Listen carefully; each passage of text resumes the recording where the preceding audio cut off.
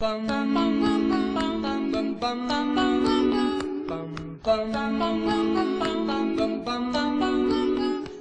Sandman, bring me a dream. Make him the cutest that I've ever seen. Give him 2 lips. I've been a police officer in Mineral Wells, Texas, for going on 5 years now. If you're wondering, Mineral Wells is about 50 miles west of Fort Worth and has a population of about 16,000. The people here are salt-of-the-earth type people, God-fearing, hard-working, and kind. But something has always been a little off about them, almost like they're carrying a secret that no one is supposed to know. Mineral Wells becomes a ghost town, no pun intended, after 7 p.m., and driving the streets at night can be downright creepy, even from the safety of my patrol car. In the 5 years I've been here, I've seen and heard some strange things I don't even believe myself at times. If I hadn't had my own strange experience when I was a child, I'd probably think I was crazy. But I'm not. The things that happen here are sometimes unexplainable, but they are real. And I'd like to relay one of my experiences to you. If you enjoy, perhaps I can tell you more, because I have a ton. To understand Mineral Wells, you first have to understand its history. I learned most of this after I visited the local historical society, about 6 months after I moved here. Apparently, the town was settled in 1881 by a guy named J.A. Lynch. After Lynch dug the first drinking water well, he claimed that the strange tasting water cured his rheumatism. Miss Lynch claimed that the water had cured her arthritis as well.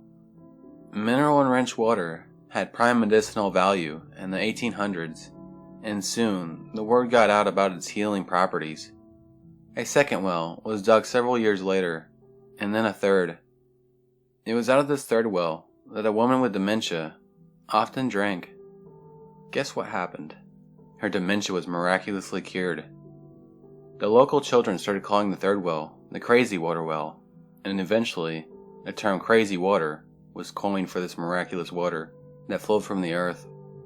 News about this crazy water spread far and wide, and by the early 1900s, Mineral Wells had become the South's greatest health resort, with hundreds of mineral wells, bathhouses, spas, hotels, and the like. People traveled from all over the country in hopes of experiencing the healing power of the crazy water themselves. As you'd imagine, many of these visitors were old or infirm, and many never made it out of the town alive. Today, Mineral Wells is a shadow of its former self. While it still has some industry, it operates mainly as a tourism and retirement community. But don't let that fool you. In this town, Faulkner's famous quote holds deeper meaning for those of us who choose to call it our home. The past is never dead. It's not even past. After I had been on the force for about a month, I had my first experience with the strangeness of Mineral Wells. We had gotten a frantic 911 call about a dead body, and I still remember the address, 200 Hubbard Street, the address of the Baker Hotel. I was working nights at the time. Apparently that's where the rookies start, and the call came in about 12:30 a.m. My partner and I were in the area, and it didn't take us very long to get there. When we arrived, the 911 caller was gone, but the body was there, just as described. It turned out to be a young woman. She was splayed out on the red brick steps that led up to the front entrance. Her back obviously broken and her head completely smashed. Also, she was totally nude. It was the first dead body I had ever seen, and it was gruesome. You didn't have to be an expert to determine she had fallen from a great height. I remember looking up to see if there were any balconies that she could have fallen from. There weren't, but there were plenty of windows, and since this was an old hotel, they didn't have the safety features that modern-day hotel windows have. In fact, many of the windows were open. I later learned that the Baker Hotel had been shut down in the 70s, but no one would ever admit as to why. We secured the scene and called in the investigative unit. The girl turned out to be 29-year-old Pamela Allen. She had been a resident of Mineral Wells all her life, and worked as a manager at a local cafe. On the night in question, Pamela had been out with some girlfriends at a bar that was near the hotel. One of the girls, who had been with her, told the investigators that they had all been hanging out on the 7th floor of the hotel, drinking after the bars closed, when they suddenly realized that Pamela was nowhere to be found. They began looking for her, and found her clothes in a pile in one of the rooms, next to an open window. That's when they realized that she had fallen, and called 911. There were only 2 bits of information they could offer. The first was that Pamela had been overheard saying she needed to go meet Virginia, but none of them knew any friend of hers by that name.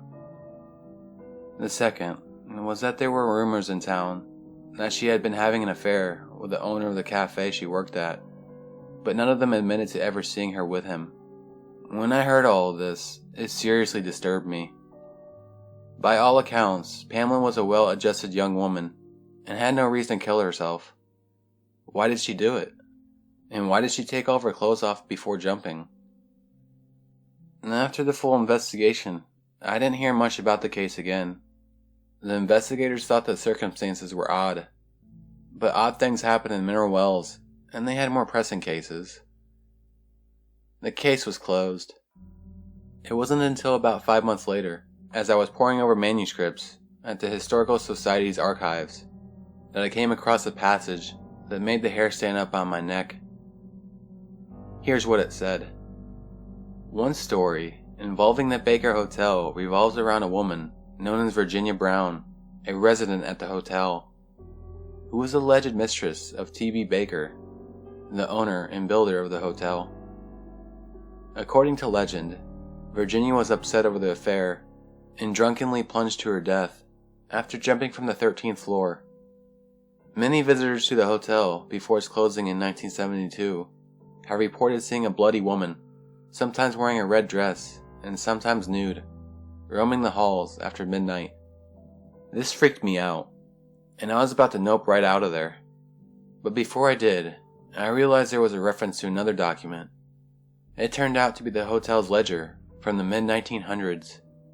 I searched for Virginia Brown's name and found it. She had been a resident at the time, and there was a notation under the room heading, Room 714. It was then I knew there was something extremely strange going on in Mineral Wells, Texas. But what exactly? Incidentally, I would later find that the Baker Hotel is still relatively famous nationally, and I think one of those ghost story TV shows even did an episode on it. If you'd like to hear more about my experiences in Mineral Wells, check out part 2 coming soon. God knows I need someone to hear them.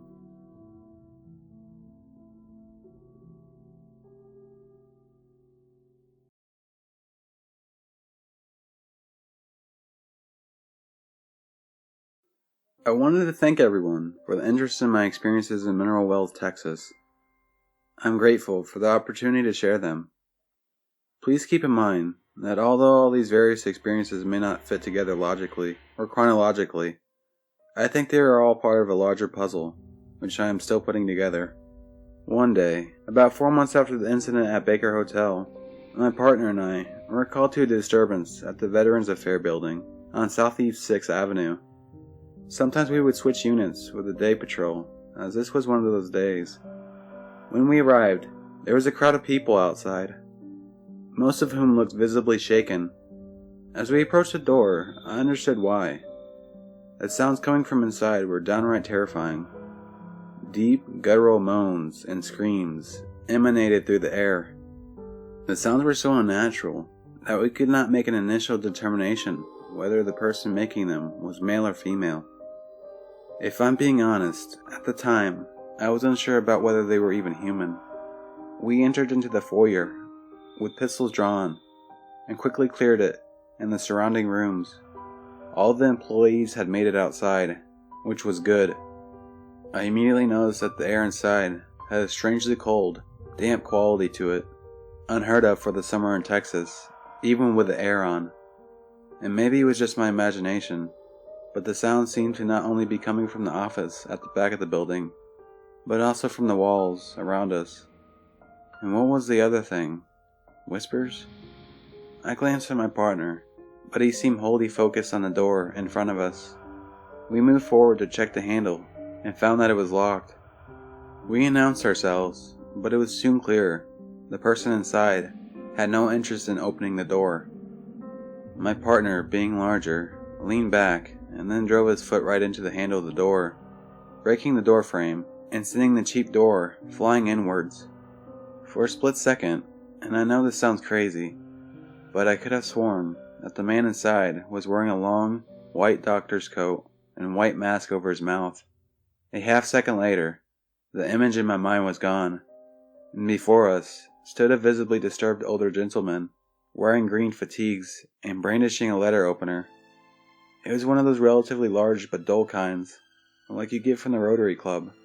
What little hair he had left was sticking straight out from his head, like when you rub your hair against a balloon.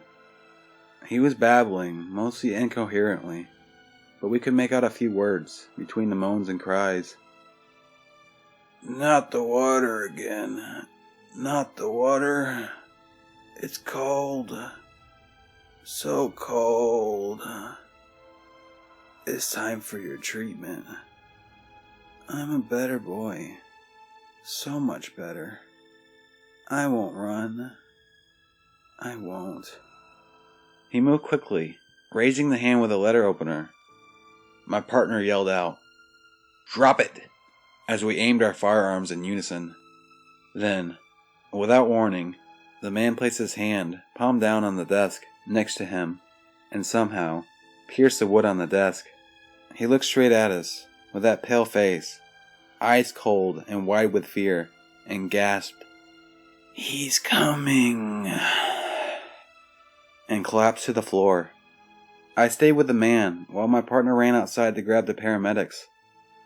When I was doing my final sweep of the office, I happened to notice a large, half-empty box of mineral water, collected and bottled, right here in town by the Crazy Minerals Company. I grabbed the bottle and shoved it into my pocket. As the paramedics were wheeling him out, their initial explanation for his actions was possible early signs of dementia. My partner called my attention to a small brass sign that had been erected on the outside of the building. It read, "Millings Sanatorium, National Register of Historic Places, Mineral Wells, Texas, 1929.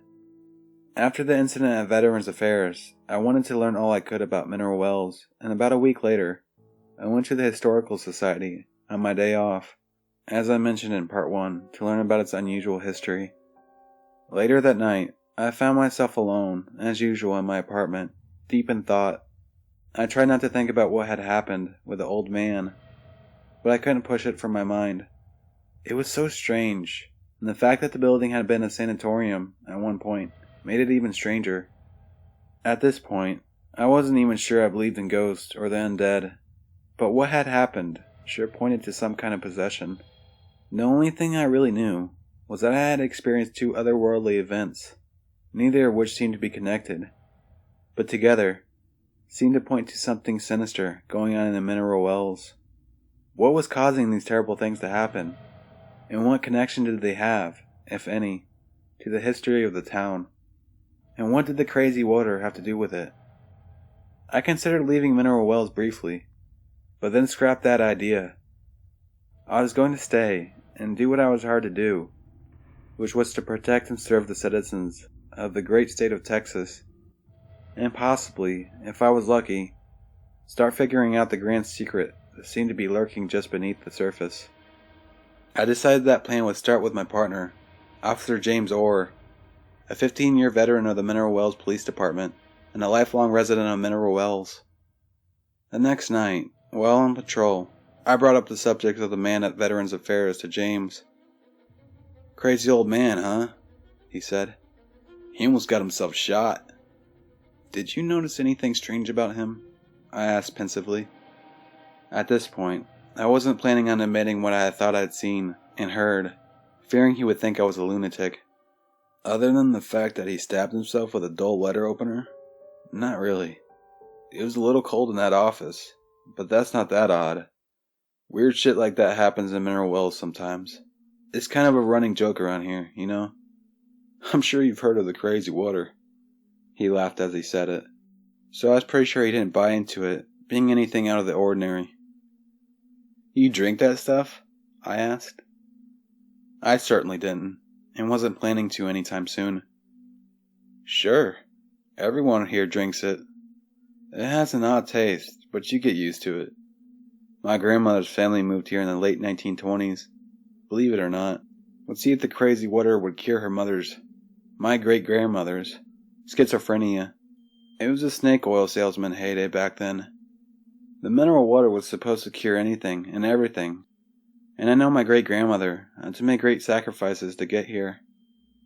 I'm not sure whether it worked or not, but she died here sometime after giving birth to my grandmother in 1931. I still have an old picture of her, standing in front of one of the crazy water wells.